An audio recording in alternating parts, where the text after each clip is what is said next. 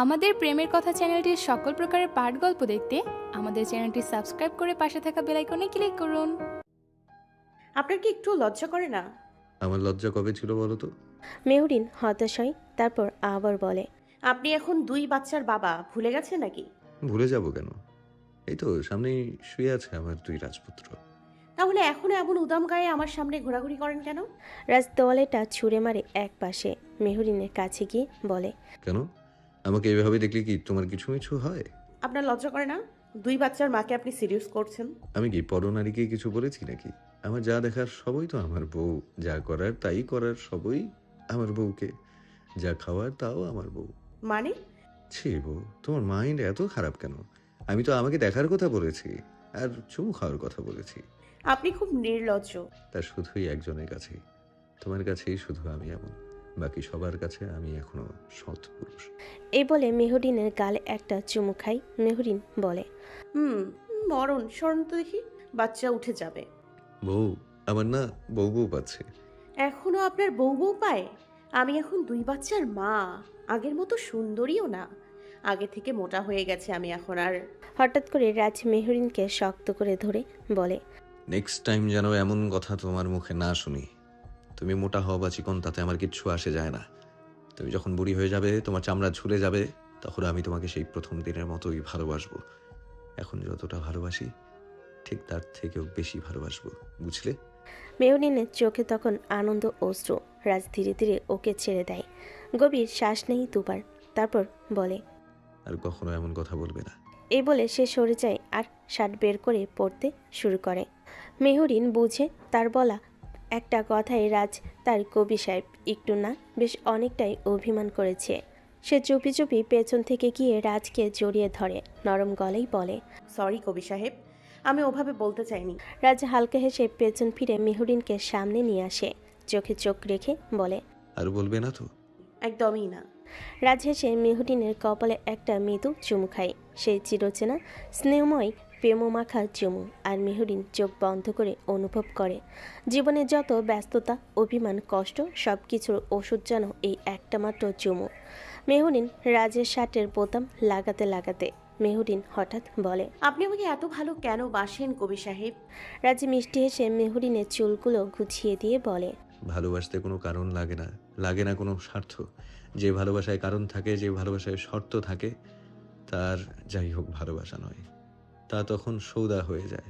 ভালোবাসা এমন এক অনুভূতি যেটা আপনা আপনি আসে, তার জন্য ব্যাখ্যা খুঁজতে হয় না, তার পেছনে যুক্তি চলে না। ভালোবাসা গরিব বা ধনী দেখে হয় না, না হয় শিক্ষিত বা অশিক্ষিত দেখে, আর না হয় রূপ বা গুণ বিচার করে। ভালোবাসা হয় মনের এক বিশাল কোণ থেকে। আর সেই মনের কোনো কোণায় যদি কেউ দাগ কেটে যায়, তাকে ভালো না বেসে থাকা যায় না। তুমি আমার স্ত্রী, আমার জীবন, আমার আত্মার সাথী। তুমি এমন একজন যাকে আমার হৃদয়ের বাঁকা হাড় দিয়ে গড়া হয়েছে, শুধুই আমার জন্য।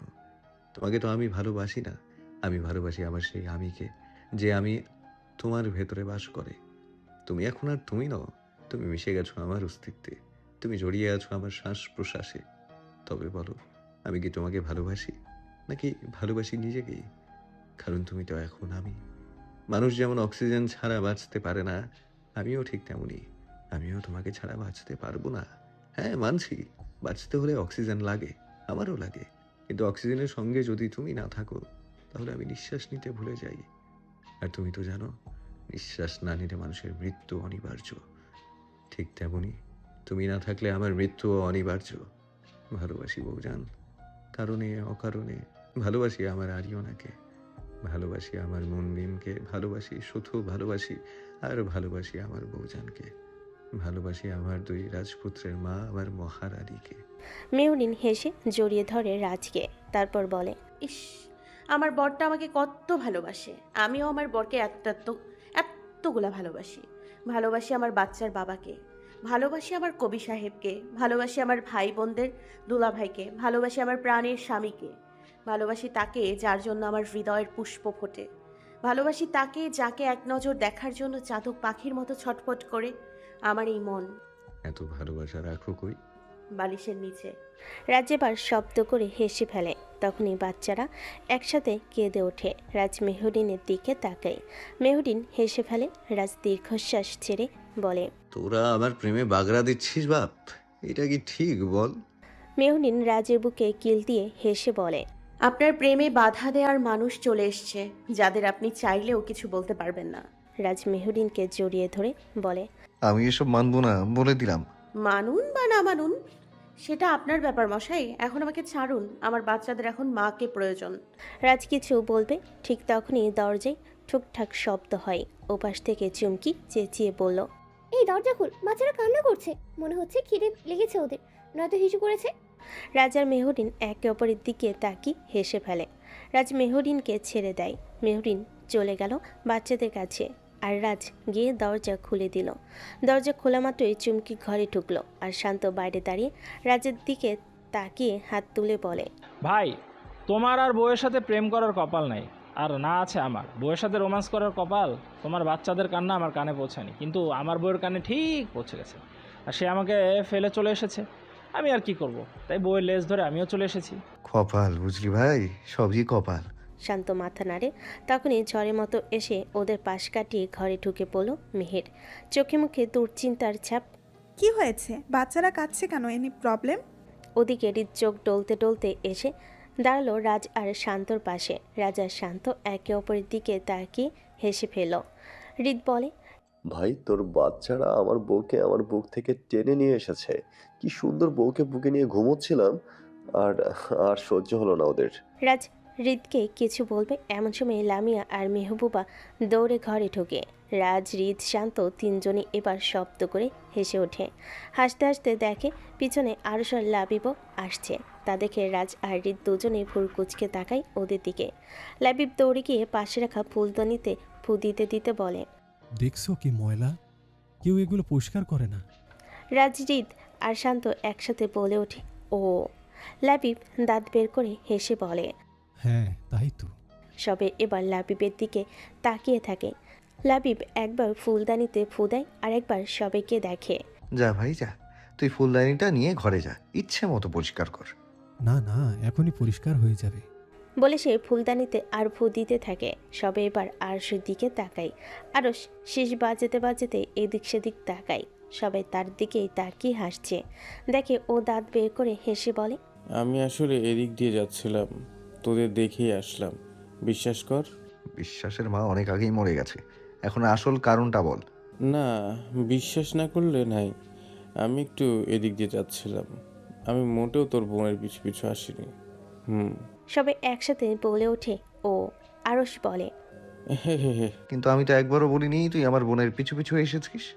আরশ কাশতে শুরু করে। কাশতে কাশতে বলে, পানি পানি পানি খেয়ে আসি। তারপর সে দৌড়ে গিয়ে বারান্দায় পার হয়ে পালায়। সবাই হেসে ওঠে। রাজ, হৃদ আর শান্তর কাঁধে হাত দিয়ে বলে, বুঝলে ভাইরা ভাই, আজকাল বিড়ালগুলো মাছের পেছনে একটু বেশি ঘোরাঘুরি করছে। ওরা তো জানেই না মাছ খেতে মজা হলেও তাতে কাঁটা থাকে। যখন জায়গা মতো কাঁটা আটকে যাবে তখন বুঝবে মজাটা ঠিক কোথায়। শান্ত আর হৃদ রাজের কথার মানে বুঝে হেসে ফেলে।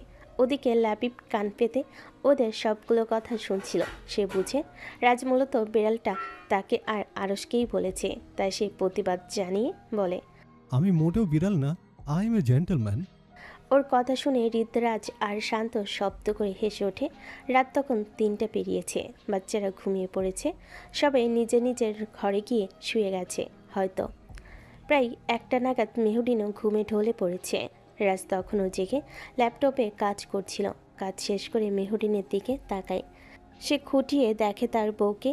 বউটা আগের চেয়ে একটু গোলমোল হয়েছে, আরও বেশি সুন্দর লাগে এখন। দেখলে কেমন প্রেম প্রেম পায়। এই যে রাজ এখনও তার বউয়ের প্রেমে পড়ে যাচ্ছে। মনটা আনচান করছে, একটু আদর করতে মন চাচ্ছে, চুপ করে কয়েকটা চুমু খেতে ইচ্ছে করছে। কিন্তু এই মেয়েকে বোঝাবে কে? বলেই বলে সে এখন 2 বাচ্চার বাবা। রাজ মুখ দিয়ে বিরক্তির শব্দ করে, তারপর ফিসফিসিয়ে বলে, এই মেয়েকে কে বোঝাবে প্রেম কি? আর বাবা মা হবার পর আটকে যায়? প্রেম হলো আনলিমিটেড অনুভূতি, যে কোনো সময় চলে আসে। আর আমি তো আবার বউ ভক্ত, আমার প্রেম আর বউ একটু বেশিই পায়। এখন তো আবার এসেছে 2জন, ওদের মায়ের কাছে গেলেই কান্নাকাটি শুরু করে দেয়। না, এভাবে বেশি দিন বউ ছাড়া থাকলে আমি ভিটামিন বউর অভাবে শুকিয়ে কঙ্কাল হয়ে যাব। না না, তা হতে দেওয়া যাবে না। কিছুক্ষণ চুপ থেকে হঠাৎ এক দুষ্টু হাসি দিয়ে বলে, বাপ, তোদের মায়ের সঙ্গে আমাকে দেখলেই তোরা কান্নাকাটি শুরু করবি, কিন্তু যদি তোদের সামনেই না থাকি প্রেম করার সময় তখন কি করবি? ভুলে যাস না আমি তোদের বাপ রাজ শিকদার। তোরা যদি চলিস ডালে ডালে তবে আমিও চলি পাতায় পাতায়। বলে সে পা টিপে টিপে এগিয়ে যায়। খুব আস্তে করে মেহরিনকে ডাকে। বউ, ও বউ, এই মনবিম, এই বউ, উঠো না, আমার বউ বউ পাচ্ছে। যত বছর মাঝরাতে বউ বউ পায়, চুপচাপ ঘুমা শালা। দেখছো আমাকে ঘুমের মধ্যেও বকে। সে যাই হোক, আমি ওইসব গায়ে মাখি না। বউ তো একটাই, বকুক মারুক তাতে কি। বউ, উঠো না। মেহরিন পাশ ফিরে শুয়ে পড়ে। রাজ পাশ ঘুরে কিছুক্ষণ ডাকে। যখন দেখে উঠছে না তখন এক দুষ্ট হাসি দিয়ে তার ভালোবাসার অস্ত্র চালায়। মেহরিনকে বলে, তুমি কি উঠবে নাকি আমি কিছু করব? যা মন চাই কর, আমি এখন ঘুমাচ্ছি, ডাকলে মার আছে কপালে। রাজ সঙ্গে সঙ্গে মেহরিনের ঠোঁট আঁকড়ে ধরে। মেহরিন তৎক্ষণাৎ চোখ মেলে তাকায়। আসলে সে ঘুমায়নি, দেখছিল রাজ কি করে।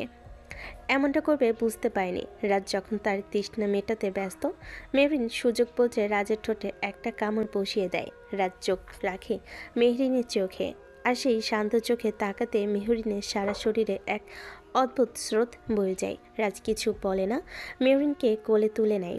মেহরিন চিৎকার করতে যায় কিন্তু পায় না। বাচ্চারা উঠে যাবে বলে ধীরে বলে, এই মধ্যরাতে কোথায় নিচ্ছেন? প্রেম করতে আমার বউ বউ পাচ্ছে। আচ্ছা আমাকে নামান। রাজ নামিয়ে মেহরিনের হাত ধরে বলে, চলো ছাদে যাব, একটু চন্দ্রবিলাস করে আসি। মেহরিনও রাজের হাত ধরে বলে, ওকে চলুন। ওরা দুজনেই ছাদের দিকে যাচ্ছিল। হঠাৎ কারোর পায়ের শব্দে ওরা সতর্ক হয়ে ওঠে। রাজ মেহরিন শব্দের উৎস খুঁজে সেদিকে যায়। একটু আগাতে দেখে দুজন চুপি চুপি একদম চোরের মতো ছাদের দিকে যাচ্ছে। রাজ কিছু বলতে চাই, মেহরিন তৎক্ষণাৎ রাজের মুখ চেপে ধরে বলে, চুপ, দেখি কি করে। রাজ মাথা নাড়ে আর তারা পিছু পিছু যেতে শুরু করে। তারা দুজন গিয়ে থামে একদম ছাদের দরজার কাছে। ওরা ছাদে না গিয়ে ফিরে আসছিল, যেই পিছু ঘুরে ঠিক তখনই দেখে রাজ আর মেহরিন দুহাত বুকের কাছে গুজে দাঁড়িয়ে আছে। দুজনেই থমকে যায়। মুহূর্তে দুজনে দুদিকে ঘুরে দাঁড়ায়। মেহরিন ভুর কুচকে গম্ভীর গলায় বলে, রাত কয়টা বাজে? তোমরা এখন এখানে কেন? আরশ আর লামিয়া দুজন যেন চুরি করতে এসে ধরা পড়ে গেছে। রাজ খ্যাক খ্যাক করে বলে, কয়দিন পর তো বিয়ে করবি, এখন একটু প্রেমটা আটকে রাখা যায় না? ভূতের মুখে রাম নাম। কি বললি? না ভাইজান, কিছু না। আপনারা এখানে কি করছিলেন? চোর ধরতে এসেছি। সে যাই হোক, তোমরা এমন ছাদে চোরের মতো এসে আবার ডাকাতের মতো চলে যাচ্ছিলে কেন? কারণ ছাদে আরেক জোড়া প্রেম করছে। কারা? আমার ভাই আর তোমার শালিকা। ছে ছে ছে, একটাও আমার মতো হলো না রে। একটাও প্রেম আটকে রাখতে পারে না। ওদের তো আমাকে দেখে শেখা উচিত কিভাবে প্রেম আটকে রাখতে হয়। ও আচ্ছা, তাই নাকি? হ্যাঁ অবশ্যই। আপনাদের ক্লাস পরে নিচ্ছি, আগে ওদের ক্লাস নেই। এ বলে ওরা ছাদের দিকে এগোতে চায়। ঠিক তখনই আরও দুজোড়া পায়ের শব্দ শোনা যায়। মেহরিন চারপাশে তাকিয়ে বলে, সবাই লুকাও, দেখি এবার আবার কারা প্রেম করতে আসে। যেমন কথা তেমন কাজ। সবাই লুকিয়ে পড়ে। লাইট অফ, তাই তেমন কিছুই বোঝা যায় না। দুজোড়া পা এগিয়ে আসে, ছাদের দরজার কাছে দাঁড়ায়। ছাদে দেখা যায় লাবিব আর মেহবুবাকে দেখে তারা কেটে পড়তে চেয়েছিল। ঠিক তখনই সবে বেরিয়ে আসে। রাজার আরশ গিয়ে হাত রাখে হৃদের কাঁধে। হৃদ চমকে ওঠে। মেহরিন আর লামিয়া গিয়ে দাঁড়ায় মেহেরের সামনে। সঙ্গে সঙ্গে মেহের দূরে যেতে চায়, কিন্তু তার আগে লামিয়া আর মেহরিন ধরে ফেলে।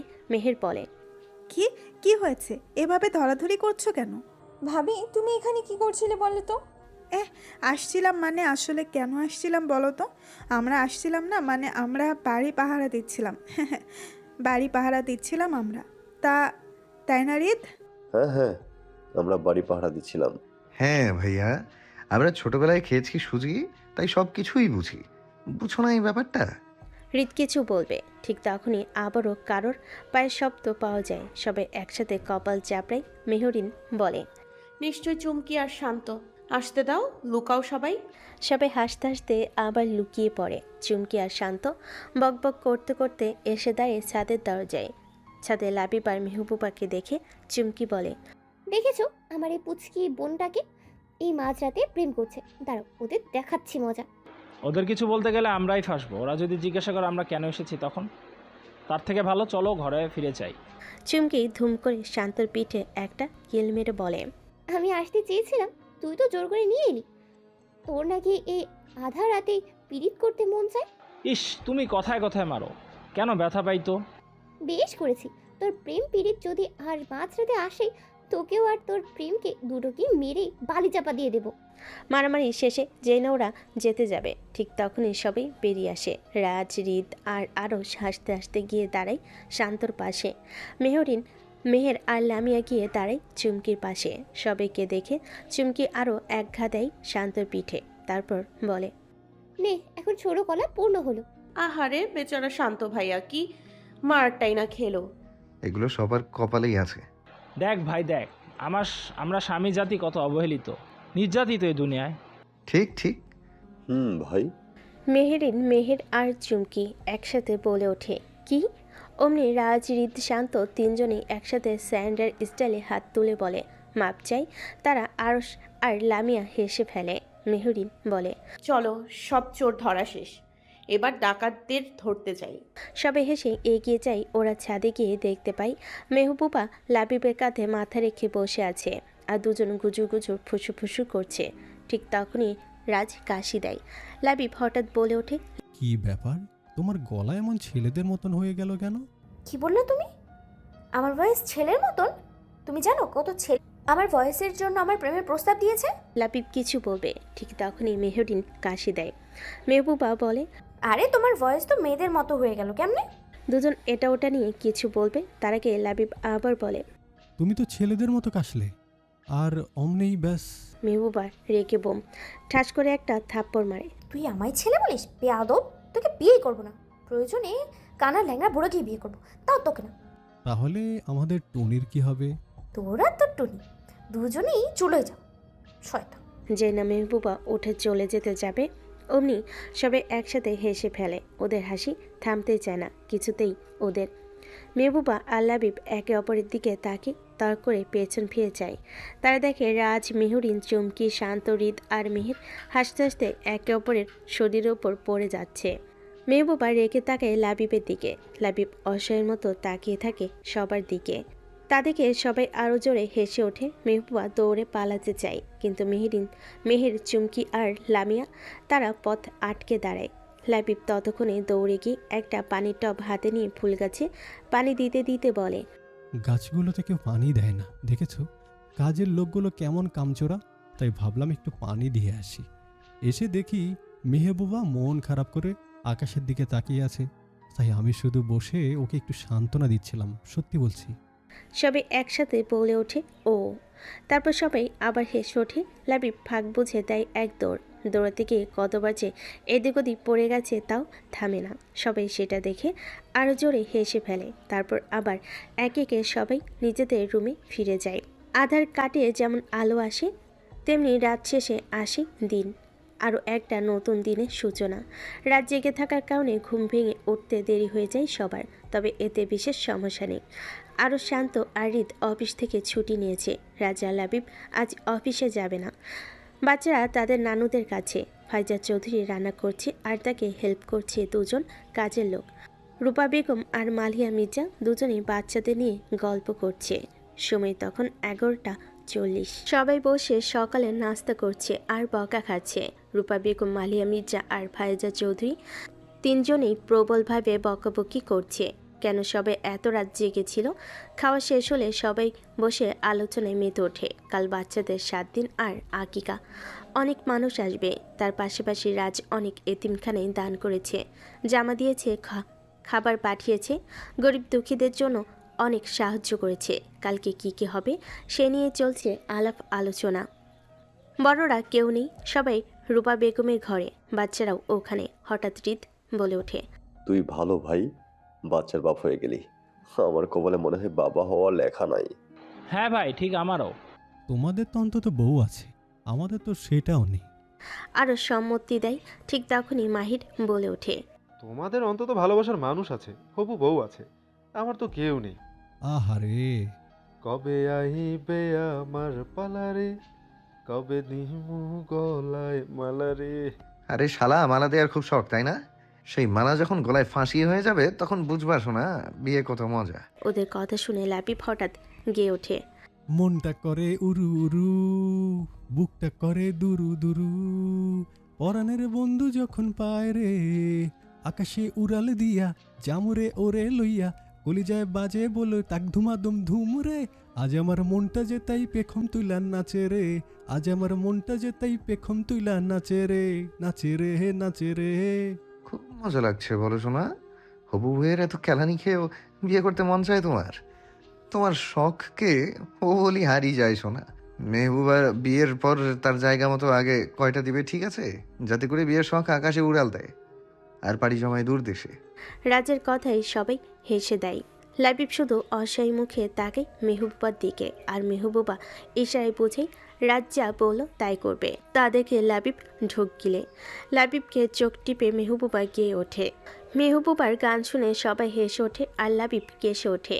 মাহির বসা থেকে উঠে দাঁড়ায়, রাজা হৃদের মাঝখানে এক পা রেখে কোমর দুলে দুলে গায়। কইতে আমার শরম লাগে প্রেম আগুনে পুইরা ছাই, সানডে মানডে ক্লোজ কইরা দিতে একজন মানুষ নাই। ভাইরে ভাই, গান শেষে রাজা হৃদকে চুমু খেয়ে বলে, আমি বিয়া করবো দুলা ভাই। মাহিরের কাণ্ড দেখে বাকি সবাই হাসতে হাসতে অবস্থা খারাপ। রাজা হৃদ একসাথে বলে ওঠে, ও শিট। Oh shit. একটা অন্ধকার আচ্ছন্ন ঘর, ঠিকমতো নিঃশ্বাস নেওয়া যাচ্ছে না, কেমন যেন একটা ধোঁয়া। সেই ঘন ধোঁয়া যেন বিষের মতো চারিদিকে ছড়িয়ে আছে, শ্বাস নেওয়াটাও দুঃসহ। দুই পাশে ছোট ছোট বাচ্চার কান্না, সেই কান্না যেন মেহরিনের বুক চিরে যাচ্ছে। মেহরিন তার দুই সন্তানকে কোলের মধ্যে নিয়ে গলা ফাটিয়ে চিৎকার করে উঠল, কে আছো? দরজা খোলো, আমি নিঃশ্বাস নিতে পারছি না, আমার বাচ্চারা কষ্ট পাচ্ছে। কে আছো? দরজা খোলো। বাচ্চাদের কান্নার গতি বাড়তে থাকলো। মেহরিন কান্নায় ভেঙে পড়ল। কেউ আসছে না কেন? কেউ সাহায্য করছে না কেন? তাহলে কি আমি আর আমার বাচ্চারা আমরা মরে যাব? কেউ বাঁচাতে পারবে না? কে আছো? দরজা খোলো, আমার বাচ্চারা কষ্ট পাচ্ছে। আমায় আমায় না না নাও, ওদের নিয়ে যাও, ওদের বাঁচাও, ওদের বাঁচাতেই হবে। ওরা তো শিকদার বংশের প্রদীপ, এ প্রদীপ নিভে গেলে শিকদার বংশই নিঃশেষ হয়ে যাবে। মামুনি, ফুপি, কই তোমরা? দরজাটা খুলে দাও না গো। চুমকি, তুমি কোথায়? মেহের, ও মেহবুবা, রাহিরে, লামিয়া, কই কই তোমরা সবাই? দরজাটা খোলো না। লাবিব, তোমার আম্মা জানরা কষ্ট পাচ্ছে, দরজা খোলো। কবি সাহেব, কবি সাহেব কই? আপনার মুনবেম, আপনার অ্যারিওনা, আপনার বউজান তো একেবারে অসহায় হয়ে গেল, বাঁচাবেন না তাদের? আপনার বউজানের নিঃশ্বাস নিতে কষ্ট হচ্ছে, শুনছেন আপনি? কোথায় আপনি? বলতে বলতেই কান্নায় ভেঙে পড়ে মেহরিন। দরজায় পিঠ ভর দিয়ে বসে পড়ে সে, দুই সন্তানকে কোলের মধ্যে চেপে ধরে। কবি সাহেব, আপনি তো বলেছিলেন আমি বাঁচবো, আমার বাচ্চারা বাঁচবে। কই আপনি? আসছেন না কেন? আমি আমার আমরা এত বড় বিপদে, আপনি আসছেন না কেন? সেই মুহূর্তেই হঠাৎ দুই মুখোশধারী লোক এগিয়ে আসে মেহরিনের দিকে। তাদের হাতে বন্দুক। মেহরিন গলা কাঁপিয়ে বলে, কে আপারা এখানে কেন এসছেন? লোক দুটো ভয়ানক রকম হাসে। সেই হাসিতে এমন কিছু আছে যা শরীরের ভেতর ঠান্ডা স্রোতের মতো বয়ে যায়। কি বিদঘুটে সেই হাসি। মেহরিন এবার গর্জে ওঠে, বলুন আপনারা কে? এখানে কেন এসছেন? এক মুখোশধারী লোক এগিয়ে এসে বলে, আমরা কারা সেটা জানা লাগবে না, তবে জেনে রাখো আমরা এসেছি তোমার ছেলেদের আর তোমাকে মারতে। এখন আর বাঁচার উপায় নেই তোমাদের। বলেই তারা আবারও সেই বিদঘুটে হাসি হাসে। মেহরিন দুই সন্তানকে বুকে চেপে ধরে, আর ঠিক তখনই গুলি ছোড়ে তারা। দুই রাজপুত্রের ছোট ছোট শরীর নিথর হয়ে যায়। সেই ছোট হৃদয় দুটো ধুকপুক করত, তার শব্দ থেমে যায়। আর মেহরিন তাকে গুলির পর আলাদা করে মারার দরকার ছিল না, একমাত্র সন্তানের সঙ্গে মারা যায়। তার চেতনা ছিন্ন হয়ে যাচ্ছে, জীবনের ছন্দ থেমে যাচ্ছে। মেহরিন টের পায় তার দেহ থেকে কেউ যেন রুহ টেনে বের করে নিচ্ছে। শরীরে আর কোনো জো নেই, মনে হচ্ছে কেউ যেন তার উপর বুলডোজার চালাচ্ছে। রুহু বের হবার ঠিক আগ মুহূর্তে মেহরিন চিৎকার করে উঠল, আমার বাচ্চা! অন্ধকার ঘরে ঘুমিয়ে থাকা মেহরিন হঠাৎ করে চিৎকার দিয়ে উঠে পড়ে। রাজ পাশেই ছিল। সঙ্গে সঙ্গেই ওর চিৎকার শুনে বোঝা যায় নিশ্চয়ই খারাপ কিছু স্বপ্ন দেখেছে। রাজ তাড়াতাড়ি মেহরিনকে শক্ত করে জড়িয়ে ধরে, মাথায় আলতো করে হাত বুলিয়ে দিতে দিতে বলে, এই বউজান, কি হয়েছে? খারাপ কিছু দেখেছো? ভয় পেয়েছো? মেহরিন তখন পাগলের মতো একদম ছেলে মানুষের মতন বলতে থাকে, আমার বাচ্চা, আমার বাচ্চা, ওদের মেরে ফেলেছে, আমার বাচ্চা। বলতে বলতে ওর কান্না একদম জোয়ারের মতো আসতে থাকে। রাজ মেহরিনকে বুকের ভেতর শক্ত করে জড়িয়ে ধরে বলতে থাকে, কিছু হয়নি, আমাদের সন্তান ঠিক আছে। পাখি, কিছুই হয়নি, তুমি শান্ত হও। আমার জান, প্লিজ শান্ত হও, কিছুই হয়নি। কিন্তু মেহরিন তখন নিজের মতো করেই বলতে থাকে। একসময় ওর কান্নার গতি বেড়ে যায়, বুক ফেটে কান্না আসে, হাহাকার করে ওঠে। ওর চিৎকার আর কান্নার ঘুম ভেঙে যায় দুই সন্তানেরই। ওরাও কান্না শুরু করে দেয়। শিশুদের কান্না কানে আসতে মেহরিন উন্মাদিনীর মতো ছুটে যায় ওদের কাছে। একজনকে কোলে তুলে নেয়, আরেকজনকে নিতে চায়, কিন্তু পেরে ওঠে না।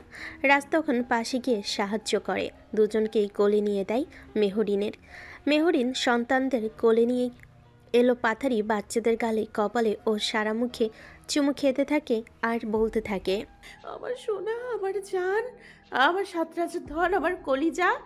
রাজ চুপচাপ দাঁড়িয়ে থাকে, মেহরিনকে সময় দেয় নিজেকে সামলানোর। কারণ রাজ জানে এই কষ্ট, এই ভয়, এই যন্ত্রণাগুলো প্রকাশ না করলে মেহরিনের শান্তি মিলবে না।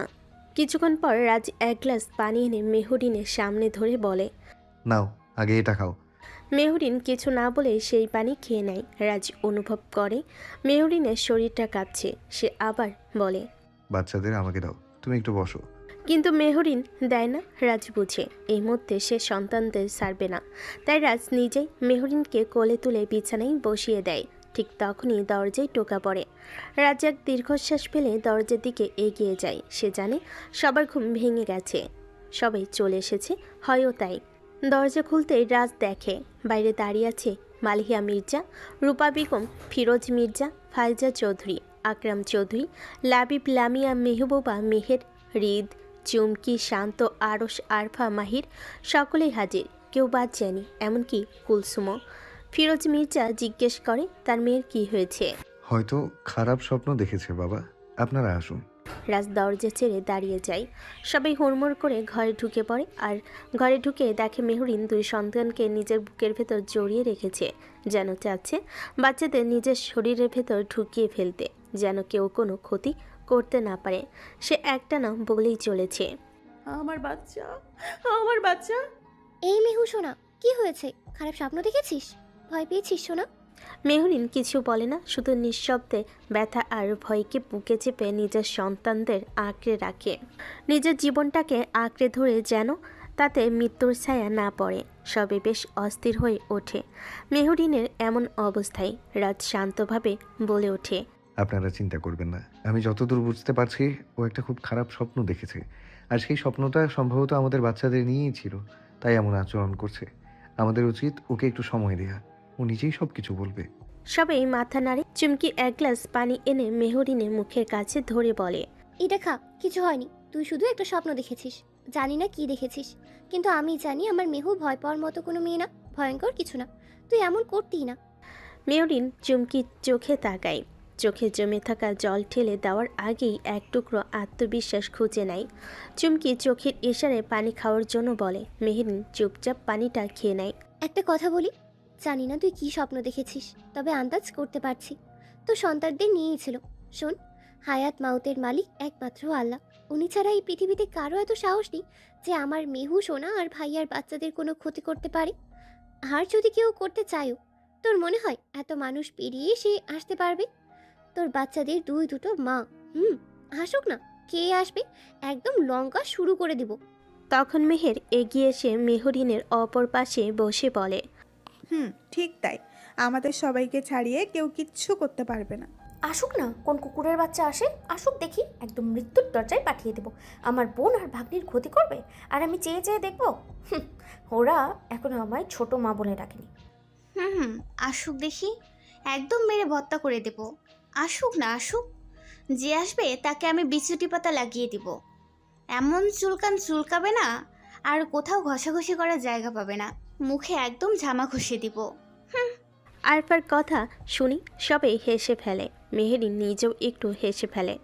আরশ এসে আরফার মাথায় একটা চাটি মেরে বলে, ভেরি গুড। ভাবি, এমন সময় লামি এসে আরশের পায়ে একটা হালকা লাথি দেয়। আরশ আহ করে ওঠে আর বাকিরা হেসে ফেলে। রাত প্রায় 3টা। মেহরিনের সেই দুঃস্বপ্ন দেখার পর প্রায় 1.5 ঘন্টা কেটে গেছে। সবাই এখনও রাজের ঘরে। চুমকি আর মেহের 2 রাজপুত্রকে নিয়ে বসে আছে।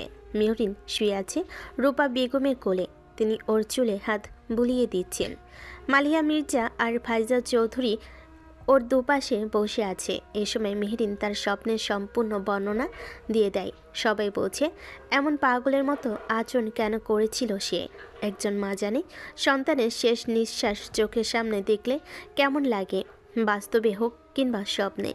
যন্ত্রণা তো একই। হঠাৎ মেহরিন বলে ওঠে, মামুনি, যদি ওরা সত্যি আসে?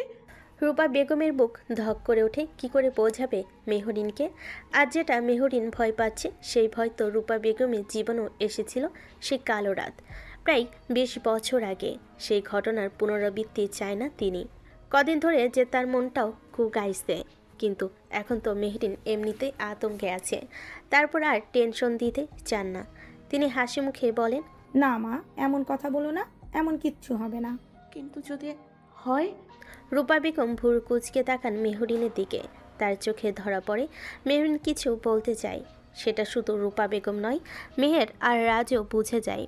রাজ আর মেহের একসাথে বলে ওঠে, প্ল্যান কি?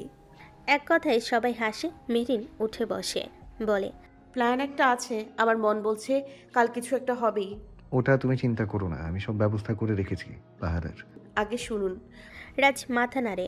আর শুধু রাজ না, সবাই আগায়। বোঝে মেহরিন এবার তার প্ল্যান জানাবে। মেহরিন নিজের প্ল্যানটা বলে। সবাই শুনে হেসে ওঠে। লাবিব হাততালি দিয়ে বলে, উফ কি প্ল্যান, একেবারে দারুণ। এমন প্ল্যান তো ভাইয়াও দিতে পারতো না। রাজ ভুরু কুচকে তাকায়। লাবিব আমতা আমতা করে বলে, না মানে হাতি কাদায় পড়লে চামচিকাও লাথি মারে, সমস্যা নাই, যা করলা জীবনে উপরে গেলে দিবে নে। Same to you. বলে নিজের মুখ চেপে ধরে। সবাই হেসে ওঠে। রাজ মেহবুবার দিকে তাকিয়ে বলে, তোমাকে যা বলেছিলাম মনে আছে তো, জায়গা মতো দেবে। মেহবুবা হাসি মাথা নাড়ে।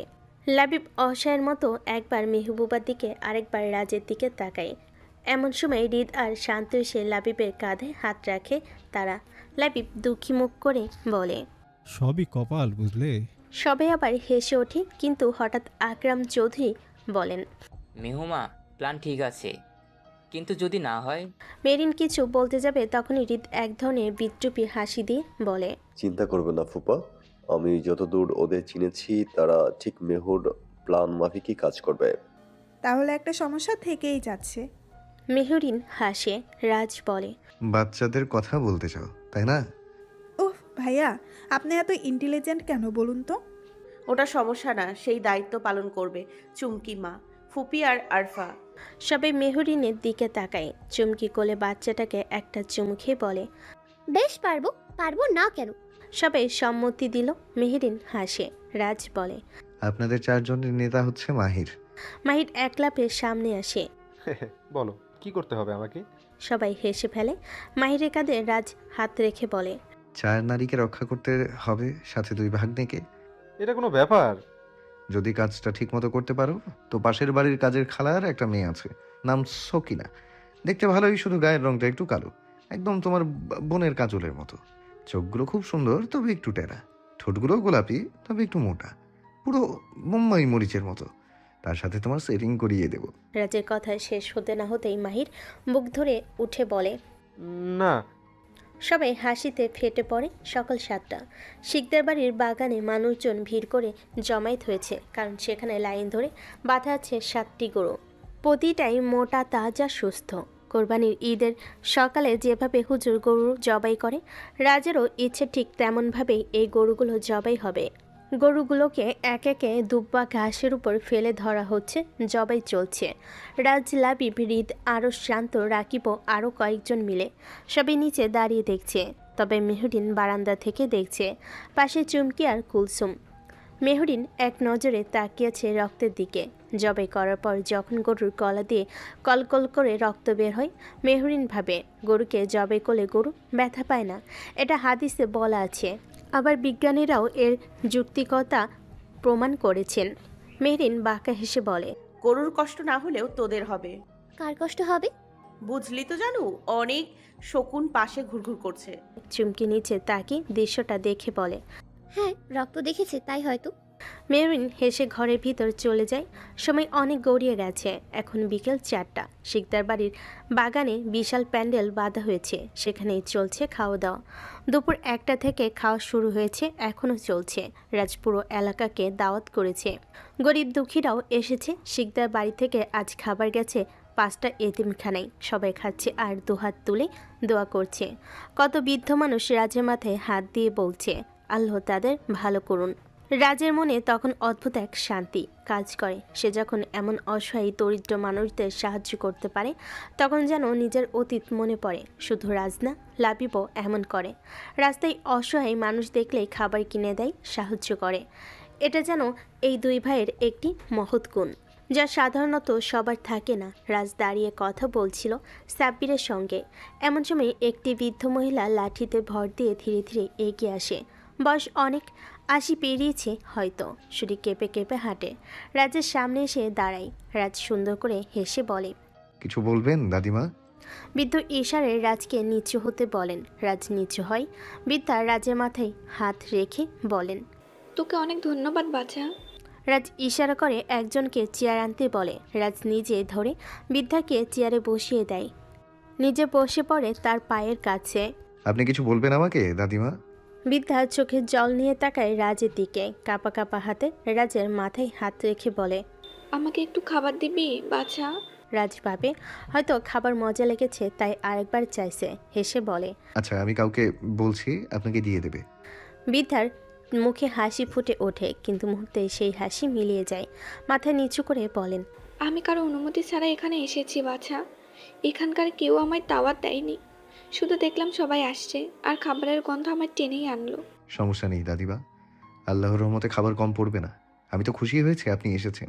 আচ্ছা, আপনার সঙ্গে কেউ এসেছে না আপনি একাই এসেছেন? যদি একা এসে থাকেন, আপনার বাড়ি কোথায় বলুন, আমার লোক গিয়ে দিয়ে আসবে। বৃদ্ধা কেঁদে ফেলেন। রাজ অবাক হয়ে বৃদ্ধাকে জড়িয়ে ধরে বলে, কি হয়েছে দাদিমা, আপনি কাঁদছেন কেন? বৃদ্ধা এবার রাজকে জড়িয়ে ধরে কান্না শুরু করেন। রাজ কিছু বুঝতে পারে না। বলুন না দাদিমা, না বললে বুঝবো কিভাবে? আমার কেউ নেই বাসা। আমি রাস্তায় রাস্তায় ঘুরি, যখন যেখানে পাই শুয়ে পড়ি। কোনো দিন খেতে পাই, কোনো দিন খাই না। জানিস, আজ আমি প্রায় 5 দিন পর খাবার খেলাম। রাজের ভিতরটা কেমন করে ওঠে, মনে পড়ে যায় নিজের অতীতের কিছু স্মৃতি। আপনার কোনো ছেলে মেয়ে নেই? বৃদ্ধার কান্নার গতি এবার কিছুটা বাড়ে। রাজ চুপ থাকে, শোক সামলাতে সময় দেয়। বৃদ্ধা নিজেই বলে ওঠেন, ছিল বাছা এক ছেলে, সে বড় বাড়িতে থাকে, কিন্তু আমাকে বের করে দিয়েছে, কারণ তার বউ চায় না আমি ওদের বাড়িতে থাকি। অথচ স্বামী মারা যাওয়ার পর আমি কাজ করে ছেলেকে বড় করেছি, পড়িয়েছি, কিন্তু যখন আমার ওকে দরকার হলো, তখন সে আর ডাকলো না। আমি চাইলে পারতাম নওজের জীবন গুছিয়ে নিতে, ওর মুখের দিকে তাকিয়ে একা কাটালাম সারা জীবন। কিন্তু যার জন্য এত কিছু করলাম, সে বিনিময়ে কি দিল আমাকে? রাজের মুখ মুহূর্তেই কঠিন হয়ে ওঠে। আপনার ছেলের নাম কি, বাড়ি কোথায় বলুন, আমি ব্যবস্থা করব। বৃদ্ধা না মাথা নাড়ে, জানাই পারবে না। এই সময় সেখানে আসে মেহরিন, মেহের, চুমকি, মেহবুবা, লামিয়া, আরফা। বাচ্চারা রূপা বেগম আর মালিয়া মির্জার কাছে। রাজকে বসে থাকতে দেখে ওর দিকেই এগিয়ে আসে। এতক্ষণে রিদ, শান্ত, রাকিব, আরশ, লাবিব সবাই এসে রাজের পাশে দাঁড়িয়েছে। মেহরিন কাছে যেতে রাজ তাকায় তার দিকে, বৃদ্ধাও তাকায়। বৃদ্ধা রাজকে বলে, ওটা বুঝি তোর বউ? রাজ হাসে, মাথা নাড়ে। মেহরিন হাসি মুখে বলে, কেমন আছেন দাদিমা? বৃদ্ধা চোখের পানি নিয়ে তাকিয়ে থাকে, যেন কিছু বলতে চাই। একসময় বলে ওঠে, সুখী হও বাছা, স্বামী সন্তান নিয়ে সুখে থাকো, কারো কোনো কুদৃষ্টি যেন না পড়ে। সবাই হাসে বৃদ্ধার কথা শুনে। রাজ বৃদ্ধার হাতে নিজের হাত রেখে বলে, আমি নাতি হিসেবে একটা আবদার করব আপনার কাছে, আপনি রাখবেন? বৃদ্ধা অবাক হয়। রাজের মতো এত বড় লোক মানুষ তার কাছে কি আবদার করবে? তবু সে মাথা নাড়ে। রাজ হাসে, বলে, আজ থেকে আপনি আমাদের বাড়িতে আমাদের সঙ্গে থাকবেন, রাখবেন তো আমার এই আবদারটা? বিদ্যা আবার কেঁদে ফেলেন। মেহরিন রাজের কথাই হাসে। সেও বিদ্যার পাশে গিয়ে বসে একই কথা বলে। বিদ্যা বলে, আমি থাকতে চাইলে কি তোমরা আমার সত্যি থাকার জায়গা দেবে? সবে একসাথে হেসে ওঠে। রাজ হাসতেই বলে, দিবে না কেন? আমার একটা নানিমা আছে, তবে দাদিমা নেই। আমি তাকে কখনো দেখিও নি। আপনি না হয় আজ থেকে আমার দাদিমা। বিদ্যা কাঁপা কাঁপা হাতে হাত তুলে দেয়, একটি রাজের মাথায় আর একটি মেহরিনের মাথায়। সন্ধ্যা 7টা। শিকদার বাড়ির সবাই বসার ঘরে বসে আছে। সবার মুখে হাসির ছাপ। কথা হচ্ছে আজকে বিশেষ একটি বিষয়ে। রাজ মেহরিনের 2 ছেলের নামকরণ হুজুর এসে আগে রেখে গেছেন। একজনের নাম মেহরাজ শিকদার মাহিন, আরেকজনের নাম মায়ারান শিকদার মাহিম। দুজনের নাম রাখা হয়েছে বাবা মায়ের নামের সাথে মিলিয়ে। কিন্তু মজার ব্যাপার হলো এই 2 ভাই দেখতে একই রকম, যে সবাই গুলিয়ে ফেলছে কে মেহরাজ কে মায়রান। বোঝা দেয় তবে মেহরিন মেহের, চুমকি আর রাজ চিনতে পারে কে কোনটা। তাই নিয়ে হাসি ঠাট্টা আর মজার রোল উঠছে। মেহবুবা হাসতে হাসতে বলে, আমি একবার গিয়ে মেহরাজকে আদর করতে চাইলাম, পরে দেখি সে মায়রান। আসলে ওরা তো জমস, তাও আবার রাজ মেহেরিনের মতো। এক একটা রূপের আগুন, কারো থেকে না কম না। একটু বেশি ঝামেলা তো হবেই। 2 আগুনে যে ওরা পুড়ে যায়নি, এটাই অনেক। আমার তো এখন মেহুকে ভুল লাগছে। এই দুজনের মধ্যে মায়ের সঙ্গে এত মিল, 3জনই যমজ। সবার মধ্যে হাসি ঢেউ ওঠে। শুধু মেহরিন, চুমকি আর মেহের ও রাজ ওদের চিনতে পারে। বাকি সবার কাজ শুধু আন্দাজ করা আর হাসাহাসি। ওদের গলায় নামের হার পরাও, না হলে ভুলেই যাবে কে কোনটা। না, আমি ওদের চোখ দেখে বুঝে ফেলতে পারি। তুই বুঝিস? ধুর, আমি তো মেহেরাজকে মায়রান বলে ডাকছিলাম। হাসি ফোড়া আর শেষ হয় না। ছোট্ট 2 রাজপুত্র যেন সবার চোখের মণি হয়ে উঠেছে। রাত 1টা। শিকদার বাড়ির চারিদিকে নিস্তব্ধতা। হাওয়া বইছে ধীরে ধীরে। আশপাশটা নিঃশব্দ। পুরো বাড়িটা ঘুমে বিভোর, আলো নিভানো। এই নিস্তব্ধতাকে চিরে হঠাৎ ছায়ার মতো ঢুকে পড়ে 2জন মুখোশ পরা লোক। ধীরে নিঃশব্দে তাদের পা ফেলে ফেলে এগিয়ে যায় বড় গেটটা পেরিয়ে বারান্দা। তারপর ঘরের ভেতর তারা ঢুকতে আচমকা। তার ঢুকতেই হঠাৎ করে শিকদার বাড়ির সব আলো জ্বলে ওঠে। অন্ধকারে ডুবে থাকা বাড়িটা কোনায় কোনায় আলোর রোশনায় ছড়িয়ে পড়ে। লোক দুটো চমকে যায়। তাদের জানা মতে সবাই ঘুমের ওষুধ খেয়ে ঘুমিয়ে থাকার কথা, তাহলে আলোকে জ্বালালো। তারা একে অপরের দিকে তাকায়, তারপর সামনের দিকে তাকায় আর চোখের সামনে যা দেখে তাতে তাদের চোখ দুটো ছানা বড়ার মতো গোল গোল হয়ে যায়। একজন অস্পষ্টভাবে বলে ওঠে, রূপা বলে ওঠে। তারা দেখে 2টি চেয়ারে ঠিক রাজরানীর মতো পা তুলে বসে আছে 2 রমণী, মেহরিন আর রূপা বেগম। তাদের দেখে মনে হচ্ছে যেন কোনো রাজ্যের রানী। সাধারণত তো রাজারাই বিচার করে, কিন্তু এদের দেখে মনে হচ্ছে এই রাজ্যের রাজারাই শুধু নয়, বরং শাস্তি দেয় রানীরা। 2জনের হাতেই 2টো চাবুক। তা ঘোরানো শুরু করে দিয়েছে। পায়ের ভঙ্গি এতটাই আয়েসি যেন তারা শাস্তির রায় শোনার অপেক্ষায় বসে আছে। সামনে দাঁড়িয়ে থাকা 2জন ভয় পেয়ে বেরিয়ে যেতে চায়, কিন্তু পিছন ফিরতেই ঠাস শব্দ করে দরজা গর্জে ওঠে, বন্ধ হয়ে যায়। লোক দুটো যেন ভিতর থেকে বের হওয়ার আত্মার মতো ঘুরে দাঁড়ায়। আরও একবার তাকায় মেহরিন আর রূপা বেগমের দিকে। রূপা বেগম কৌতুক কণ্ঠে বলে ওঠেন, বারে বারে ঘুঘু তুমি খেয়ে যাও ধান, এইবার ঘুঘু তোমার বাঁধিব পরাণ। এই সামান্য কথাতেই সামনে 2জনের কলিজা নড়ে ওঠে। তারা বোঝা যায় জীবনের সবচেয়ে বড় ভুলটা হয়তো তারা আজ এই বাড়িতে এসে করেছে। নিজেদের বুদ্ধিহীনতায় 2 লোক এবার একে অপরের মুখের দিকে তাকিয়ে কিছু বলতে পারে না। ঠিক তখনই মেহরিন উঠে দাঁড়ায়, গলার সুর বলে, तुमने मारी एंट्री आरे दिल में बजे घंटी आरे टिंग टिंग टिंग। রূপা বেগম হেসে ওঠেন। মেহরিন উঠে দাঁড়াতে লোক দুটো পিছিয়ে যায় আর তাদের পিঠে ঠেকে যায় দরজায়। মেহরিন জোরে হাসে। সে হাসি দেওয়ালে দেওয়ালে ধাক্কা খেয়ে ঘর কাঁপিয়ে তোলে। চারপাশে এক ধরনের ভৌতিক পরিবেশ তৈরি হয়। লোক দুটো আরও ভয় পেয়ে যায় মেহরিনের হাসিতে। মেহরিন আয়েশ করে আবার চেয়ারে পা তুলে বসে, ডান হাতে তুড়ি বাজায়। তার ঠিক তখনই 2 লোকের উপর ঝরে পড়ে তরল জাতীয় কালচে এক পদার্থ। দেখতে কুচকুচে কালো, স্যাঁতসেঁতে অজানা। মেহরিন মুচকি হাসে। রূপা বেগম এবার বলে ওঠেন, আমাদের তরফ থেকে সামান্য অভ্যর্থনা। এই তো প্রথমবার আমাদের বাড়ি এলি তোরা, একটু তো আপ্যায়ন করতেই হয়, তাই না? তোদের জন্য স্পেশাল অভ্যর্থনার ব্যবস্থা। সামনের লোক দুটো অপমান আর ভয়ে জ্বলে ওঠে। মেহরিন হাসে। আরে মামুনি, অবশ্যই পছন্দ হয়েছে। এমন অভ্যর্থনা ওরা বাপের জন্মেও পেয়েছে নাকি? হ্যাঁ, তাই তো। আপনারা জানেন, আসলে অভ্যর্থনা তো লাল রং দিয়েই জানতাম, কিন্তু কি বলুন তো, ভাবলাম আপনাদের মন আর চরিত্রের রং যেহেতু কালো, তাই কালো রংটাই উপযুক্ত আপনাদের জন্য। ভালো করেছি না বলুন? ভয় পেয়েছে তারা, তবে তা মেহরিন কিংবা রূপা বেগমকে বুঝতে দিতে নারাজ। তাদের একজন দাঁত কেটে বলে উঠল, কি ভাবছো? এইসব করলে বা বললে আমরা ভয় পাবো? রূপা বেগম চুপ। মেহরিন হঠাৎই চট করে বলে উঠল, ও সরি, একদম বুঝতে পারিনি। সেই তো ভয় কিসের? ভয় পাওয়ার মতো কিছু তো করলামই না। কথার শেষে একখানা ডেবিল হাসি দিয়ে বলল, ভয় পাওয়ার মতো দেখতে কি আমি যে ভয় পাবেন? আমি কি কিছু করেছি বলুন? একদম ইনোসেন্ট মুখ করে চোখ গোল গোল করে দাঁড়ালো। তারপর ঠোঁট উল্টে মুচকি হাসিতে বলল, আমি তো শুধু মিস্টার তালুকদার, মানে আমার বোনের শ্বশুর, সম্মানিত এক ভদ্রলোক, তাকে একটা বোমা উপহার দিয়েছি। আমি কি খারাপ কিছু করেছি বলেন? তারপর পাশের জনের দিকে ফিরে চোখ টিপে বলল, আর কি করেছি এমন? শুধু শাফিন নামের জানোয়ারটার চোখে ছুরি ঢুকিয়ে দিয়েছি, আর ওর মেয়েদের দেখলেই যেই জায়গায় চুলকায় সেই জায়গাটা পা দিয়ে পিষে পিষে থেতলে দিয়েছি। এই বলে মেহরিন এক চিলতে বাঁকা হাসি হাসে। এবার সামনে দাঁড়ানো একজন তেড়ে আসতে চায়। ঠিক তখনই মেহরিন একটুখানি সরে গিয়ে বলে, আবহাওয়া গরম গরম লাগছে, হেই পানি। এই ডাকে সাড়া দিয়ে লাবিব আর লামিয়া পানি পায়ে ভাতে চলে আসে একটা হিন্দি গান গেয়ে।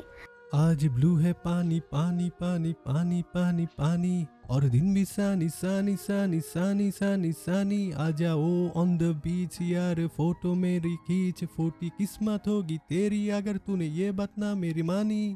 आज ब्लू है पानी पानी पानी पानी पानी पानी और दिन भी सनी सनी सनी सनी सनी सनी आ जाओ ऑन द बीच यार फोटो मेरी खींच फूटी किस्मत होगी तेरी अगर तूने ये बात न मानी। आहा। তারা দুই ভাই বোন গান গাইতে গাইতে পাইপ দুটো ধরে রাখে। ঠিক সেই দুজনের মুখের দিকে মুহূর্তেই তারা কাকের মতো ভিজে যায়। শুধু ভিজে যাচ্ছে না এমন না, পানির স্রোত আর মুকেশের কারণে নিঃশ্বাসই নিতে পারছে না তারা। বাজের জন্য ছটফট করে, এদিক ওদিক পালাতে চায়, কিন্তু যেদিকে যায় সেদিকে লাপি পাল্লামে পাইপ ধরে। পানি ঠিকমতো মুখে পড়ছে, নিঃশ্বাস বন্ধ হয়ে আসছে। অবশেষে দুজনেই মুখোশ খুলে ফেলে। মেহরিন তখন বলে, স্টপ। সাথে সাথে লাবিব আর লামিয়া থেমে যায়। সাইম রহমান মেহরিনের দিকে ফিরে চিৎকার করে বলে উঠল, হারামজাদি, তুই আমার ছেলেকে মেরেছিস। এটার বদলা আমি তোর সন্তানদের মেরে নিব। এক মুহূর্তে মেহরিন বাঘিনী হয়ে উঠল, দৌড়ে গিয়ে সাইমের গলা চেপে ধরল। এমন হঠাৎ দৃশ্য দেখে সবাই গুলিয়ে গেল। মেহরিন গর্জে উঠল, হারামির বাচ্চা, এখানেই মেরে পুঁতে দিব তোকে।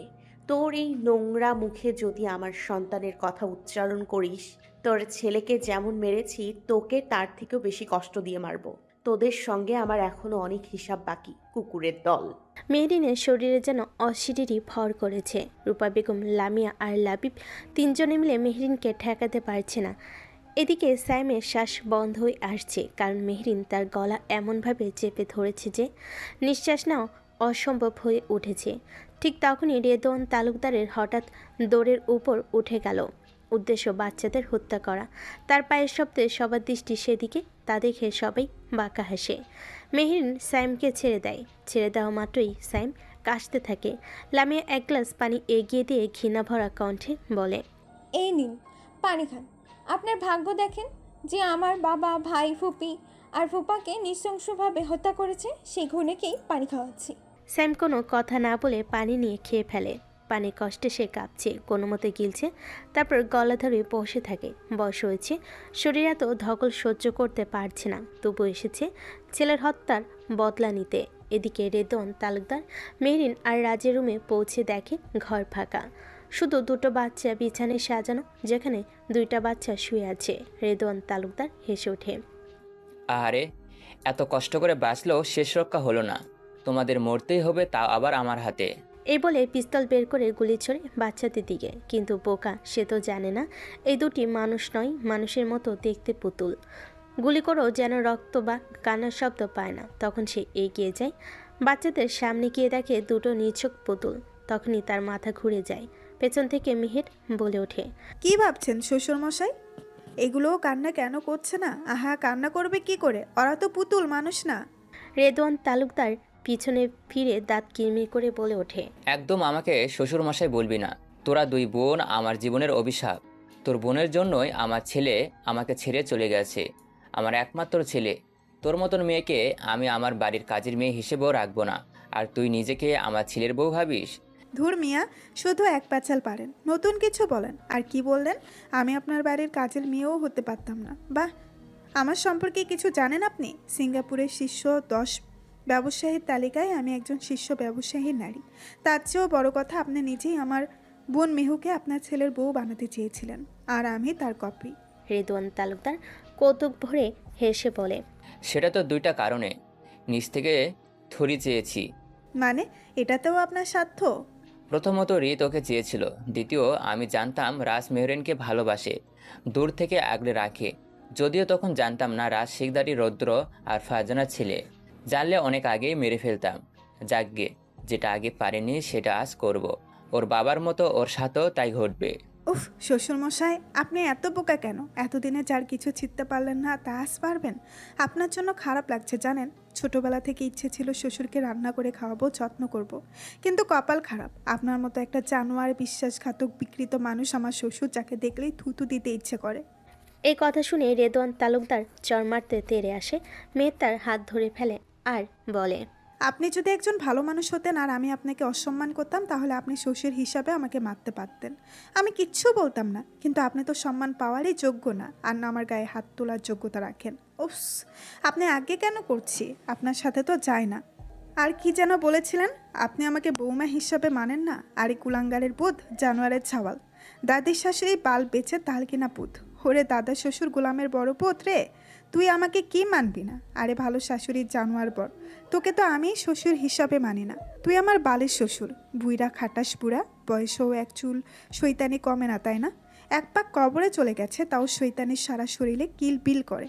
তুই বাবা হওয়ার যোগ্য না, স্বামী হওয়া তো দূরের কথা, শ্বশুর হবারও না। তুই তো মানুষ হবার যোগ্যই না। তোর মতো জানোয়ারের সাথে আমার এত ভালো শাশুড়ির সংসার হলো কিভাবে জানি না। অবশ্য সেই বোকার মহিলা জানেই না তুই কতটা জঘন্য মানুষ। জানলে হয়তো তোর মন মানুষের মুখে জুতা মারত। কথা শেষ করে মেহের এক ঝটকায় ধাক্কা দিয়ে ফেলে দেয় রেদওয়ান তালুকদারকে। সে উঠে আবার তেড়ে আসে মেহেরের দিকে। এমন সময় হৃদ এসে দাঁড়ায় দুজনের মাঝে। হৃদকে দেখে নিশ্চুপ হয়ে যায় রেদওয়ান তালুকদার। হয়তো সে এখানে হৃদকে আশা করেনি। কতদিন পর ছেলেকে দেখলো সে। বিয়ের দিন বাড়ি ছেড়ে গিয়েছিল হৃদ, এরপর আর ফেরেনি। না কোনো খোঁজ দিয়েছে, তবে দূর থেকে ঠিকই নজর রেখেছে ছেলের উপর। রেদওয়ান তালুকদার হৃদের দিকে তাকিয়ে বলল, কেমন আছিস বাবা? ইস, আপনার মুখ থেকেও আমি আমার নাম শুনতে চাই না, একদমই না। রেদওয়ান তালুকদারের ভেতরটা যেন ভেঙে চুরমার হয়ে গেল হৃদের এই একটি কথায়। পৃথিবীতে সবচেয়ে বড় কষ্ট তখন হয় যখন সন্তানের চোখে নিজের জন্য ঘৃণা দেখা যায়। তার পরাজয় সেখানেই। তার নিজের রক্ত তাকে ঘৃণা করে, তার মুখ দেখতে চায় না। হৃদ মেহেরের হাত ধরে নিচে নেমে যায়, যেখানে সাইম আর বাকিরা আছে। রেদওয়ান তালুকদার যেন জড়ো কোনো বস্তু হয়ে নিচে নামতে থাকে। সে চাইলেই চলে যেতে পারত, কিন্তু যায়নি। ভেতরটা গুড়িয়ে গেছে হৃদের একটি বাক্যে। রেদওয়ান তালুকদারকে নামতে দেখে রূপা বেগম হেসে বলে, আরে আয় আয় রিদু, তোর জন্যই অপেক্ষা করছিলাম। জানিস, আজ তোর জন্য একটা সারপ্রাইজ আছে। রেদু, তোর মনে আছে কি করেছিলি সেই রাতে? রূপা বেগমের গলা কাঁপছিল শেষের কথাটুকু বলতে গিয়ে। রেদওয়ান তালুকদার কুৎসিতভাবে হেসে ওঠে সে কথায়। রূপার সামনে এগিয়ে যায়, বলে, কিরে রূপা, তোর মনে নেই? চল তবে মনে করিয়ে দিই। তার মুখের হাসি থাকলো, অন্যদের চোখে ঘৃণা ঝরে পড়ে। কেবল মেহেরিন আর রূপা বেগমের মুখে ফুটে ওঠে তীব্র ব্যঙ্গ। রেদওয়ান তালুকদার বলতে শুরু করে, সেদিন আমি প্রথম কি করলাম জানিস? প্রথমে গেলাম রৌদ্রদের বাড়ি, সাথে নিলাম সাইমকে। সেখানে গিয়ে দেখি ফারজানা, তার মেয়ে আর তোর বড় ছেলে হাবিব ঘরে। আর আমাদের পিছু পিছু এলো কাজের মেয়েটা। জানিস, মেয়েটা খুব বেয়াদব ছিল, নিজেকে একদম ফারজানার রক্ষাকারী ভাবতো। আর তোর ছেলে হাবিবও কম না, ছোট হলেও ভীষণ সাহসী ছিল। আমার কাজে বাধা হচ্ছিল, তাই মাথা ফাটিয়ে অজ্ঞান করে দিলাম, আর সেই কাজের মেয়েটাকে মেরে বেঁধে রান্নাঘরে আটকে রাখলাম। বাচ্চাটাকে তুলে দিলাম ড্রাইভারের হাতে, আর ফারজানাকে এটুকু বলেই একটু থামে সে, যেন সে খুব মজা পাচ্ছে এসব বলে। রেদওয়ান হাসতে হাসতে আবার বলে, তাকেও টেনে নিয়ে গেলাম চিলেকোঠা ঘরে। ঠিক সেই সময় দৌড়ে এসে এক ঘুষি মারে লাবিব। সে রূপা বেগম ডাকলেন লাবিবকে। মাইটাকে শান্ত হয়। লামে এসে হাত চেপে ধরে লাবিবকে নিয়ে যায়। হৃদ চুপচাপ তাকিয়ে আছে তার জন্মদাতা বাবার দিকে। এই মানুষটা তার বাবা, এটা ভাবতেই মনে হচ্ছে এখানেই যদি মরে যেতে পারত সে। ভেতরটা ছিঁড়ে যাচ্ছে হৃদের। মেহের তা বুঝে শক্ত করে ধরে হৃদের হাত, চোখের ইশারায় ভরসা দেয়, আমি আছি। হৃদও মেহেরের হাত শক্ত করে চেপে ধরে। রেদওয়ান তালুকদার তখন হেসে বলে, বাহ, তুই তো দেখি তোর বড় ভাইয়ের মতো হয়েছিস। তোর বড় ভাইও এমন তেরে এসেছিল, কিন্তু পরিণতি কী হয়েছিল মনে আছে? লাবিব আবার তেরে যেতে চায়, কিন্তু মেহরিন ডাক দেয় লাবিবকে। লাবিব থেমে যায়, ফুলরে বসে পড়ে। তার পাশে বসে পড়ে লামিয়া। ভাইকে শান্ত করার চেষ্টা করে। রেদওয়ান তালুকদার আবার বলতে শুরু করে, একে একে বর্ণনা করে কিভাবে সে হত্যা করেছে ফারজানা শিকদারকে, কিভাবে 15 বছরের সাহসী হাবিবকে মেরেছে, কিভাবে রুদ্ধকে বিশ্বাসঘাতকতা করে পিছন থেকে মেরেছে, কিভাবে আসলামের মৃত্যু নিশ্চিত করেছে। সব বলার পর সে হেসে বলে ওঠে, ইস, সেদিন যদি রূপা তোকে পুড়িয়ে মারার কথা না ভেবে একদম মেরেই ফেলতাম, তাহলে এত ঝামেলা হতো না। এমন সময় হঠাৎ একটি শব্দ করে খুলে যায় শিকদার বাড়ির দরজা। সেই শব্দে সবাই সেই দিকে ঘুরে তাকায়। দরজা খোলার শব্দে মেহেরিন আর রূপা বেগমের মুখে ফুটে ওঠে বাঁকা হাসি। সেদিকে তাকাতে রেদওয়ান তালুকদারের মুখের হাসি গায়েব হয়ে যায়। হাসির জায়গায় নেমে আসে কালো অন্ধকার, কারণ তার সামনে যে দাঁড়িয়ে আছে সাবিয়া তালুকদার এবং রাহি। দুজনের চোখেই পানি। আস্তে আস্তে ভিতরে ঢুকে পড়ে তারা। সাবিয়া তালুকদারকে ধরে আছে রাজার শান্ত, রাহিকে ধরে রেখেছে মেহবুবা আর আরফা। সাবিয়া তালুকদার ভিতরে ঢুকে তাকায় রূপা বেগমের দিকে, অস্পষ্টভাবে আওড়ায়, রূপু। রূপা বেগমও প্রিয় বান্ধবীকে এত বছর পর দেখে নিজের আবেগ ধরে রাখতে পারে না। সেও ডেকে ওঠে সাবু। হঠাৎ চোখ ঘুরিয়ে নিয়ে সে রাখে রেদওয়ান তালুকদারের মুখে। ইতিমধ্যে রেদওয়ান তালুকদারের কপালে ঘাম জমতে শুরু করেছে, কারণ সে জানে সাবিয়া তালুকদার যেমন নম্র ভদ্র শান্ত, তেমনি হিংস্র। সাবিয়া তালুকদার এগিয়ে যায় স্বামীর দিকে, গর্জে ওঠে, তুমি আমার ফারজানাকে মেরেছ, আর ওই নিষ্পাপ বাচ্চা হাবিবকে, আসলামকে, রুদ্রকে, এদের সবাইকে মেরেছ। রেদওয়ান তালুকদার কিছু বলতে যায়, কিন্তু তার আগে সাবিয়া তালুকদার ঝাঁপিয়ে পড়ে তার উপর। জোরে একটা থাপ্পড় মেরে গলা ধরে টেনে ওঠে, তুই মেরে ফেলেছিস ওদের, জানোয়ার। কিভাবে পারলি এই কাজগুলো করতে? যার বাড়িতে খেয়ে পড়ে থেকেছিস, তার পিঠে ছুরি চালাতে বিবেকে বাঁধল না? এই, তুই আমার বাচ্চা কাউকে মেরেছিস, তাই না? তাই না? তুই মেরে ফেলেছিস আমার মেয়েকে। এই কথায় সবাই অবাক হয়ে তাকিয়ে থাকে সাবিয়া তালুকদারের দিকে। তিনি গর্জে ওঠেন, সেদিন আমি নিজের কানে আমার মেয়ের আওয়াজ শুনেছিলাম, কিন্তু তুই বলেছিলি আমার বাচ্চা মারা গেছে, মরা বাচ্চা হয়েছে আমার। আর রাহি মানে ফারজানা আর রুদ্রর মেয়েকে আমার হাতে তুলে দিয়ে বলেছিলি ওকে নিজের মেয়ে মনে করো। তারা সবাই মরে গেলেও ও বেঁচে গেছে, ওটা আমার সমস্যা না। আমার প্রিয় দুই বন্ধুর মেয়ে আমার নিজের মেয়ের চেয়েও কম নয়। আমার আসল মেয়েকে তুই কি করেছিস জানোয়ার, বল। সবাই চূড়ান্ত স্তব্ধতায় ডুবে যায়, কারণ এই কথাটা কেউই জানতো না। সবাই জানতো সাবিয়া তালুকদার মৃত সন্তান জন্ম দিয়েছে, আর অনেকেই তো এটা জানতো না যে রাহি আসলে হৃদের নয়, রাজের বোন। এটা শুধু জানতো মেহরিন, রূপা বেগম, রাজ, লাবিব, লামিয়া আর হৃদ। তবে তারাও জানতো না যে সাবিয়া তালুকদার জীবিত সন্তান জন্ম দিয়েছিল। রেদওয়ান তালুকদার মুখেই বলে ফেল, ও নেই, মেরে ফেলেছি। এই কথাটা যেন বজ্রপাতের মতো আঘাত হানে। সবাই অবাকের চরম পর্যায়ে চলে যায়। সাবিয়া তালুকদার পেছিয়ে যেতে যেতে মাটিতে বসে পড়ে। রাজা হৃদ দৌড়ে গিয়ে তাকে ধরে। রাই এগিয়ে এসে অসহায় কণ্ঠে বলে, তুমি আমার নিজের বাবা না? রেদওয়ান তালুকদারের ভিতরটা যেন কেমন করে ওঠে। নিজের সন্তান না হলেও রাহিকে নিজের মেয়ের মতোই বড় করেছেন তিনি। হয়তো প্রথমে স্বার্থের জন্য, কিন্তু ধীরে ধীরে একটা মায়া পড়ে গিয়েছিল রাহির প্রতি। ছি, আপনাকে আমি এতদিন বাবা বলে রেখে এসেছি, এটা ভাবতেই আমার এখন গা গুলিয়ে উঠছে। ছি, আপনি এতটা নিজ আমি কোনোদিনও ভাবতে পারিনি। ছি ছি ছি, আমি আপনাকে আমার আদর্শ ভাবতাম, আর সেই আপনি। হ্যাঁ, আপনি কি না আমার বাবা মা মামা ভাইয়ের হত্যাকারী? ছি ছি তালুকদার, ছি। কথাগুলো চিৎকার করে বলে রাহি। কথা শেষ করে হঠাৎই হু হু করে কেঁদে ওঠে রাহি। মেহরিন রাহিকে নিজের বুকে জড়িয়ে ধরে। শিশুদের মতো রাহি মেহরিনের বুকে আশ্রয় খুঁজে পায়। ঠিক শিশুদের মতোই কেঁদে ওঠে। সাবিয়া তালুকদার হঠাৎই একটা ঝাঁকুনি দিয়ে হৃদ আর রাজকে সরিয়ে দেন। তড়িঘড়ি করে ছুটে যান রেদওয়ান তালুকদারের দিকে। তারপর 3টি জোরালো থাপ্পড় বসিয়ে দেন তার গালে। থু দেন। মুখে থুতু ছুঁড়ে দেওয়াতে গর্জে ওঠে রেদওয়ান তালুকদার। সাবিয়া, চুপ, একদম চুপ। তোমার লজ্জা করে না? এতগুলো মানুষের জীবন ধ্বংস করে দিলে। কাল সাপ সে। বলে কান্নায় ডুকরে ওঠেন সাফিয়া। ঘৃণা ভরা চোখে তাকিয়ে বলেন, আমি এতদিন আমার 3 বন্ধুর খুনির সঙ্গে সংসার করেছি, ভাবতেই নিজের প্রতি ঘেন্না লাগছে। মরে যেতে ইচ্ছে করছে। তোর ইচ্ছে করে না মরে যেতে? এতগুলো মানুষের জীবন ধ্বংস করে ও দিব্যি বেঁচে আছিস। মরছিস না কেন? মরে যা তুই, মরে যা, মরে যা।